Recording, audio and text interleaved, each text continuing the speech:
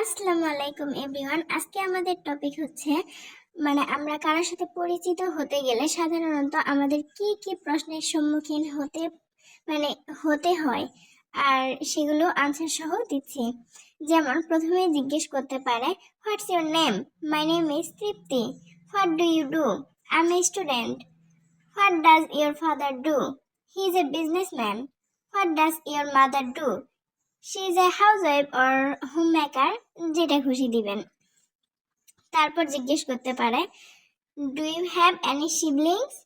Yes, I have one brother and one sister. তারপরে আসতে পারে যে তারা কি করে, what do they do? They R students. তারপর জিজ্ঞেস করতে পারে, হোয়াট ডু ইউ স্টাডি?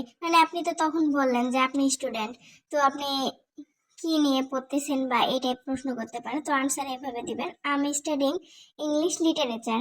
তারপর জিজ্ঞেস করতে পারে, why are you learning English? Answer, it's important for my higher studies. তারপর what's your hobby? I enjoy reading books. আমি বই পড়তে পছন্দ করি। Do you like travelling? Yes, I find it relaxing. তারপর জিজ্ঞেস করতে পারে যে আপনি বিবাহিত নাকি অবিবাহিত। তো are you married? No, I am single. আর যদি বিবাহিত হয়ে থাকেন তাহলে বলবেন আপনি ম্যারিড। তারপর জিজ্ঞেস করতে পারে, what are you doing these days? এই সময় আপনি কি করছেন? তো I am preparing for IELTS. Okay.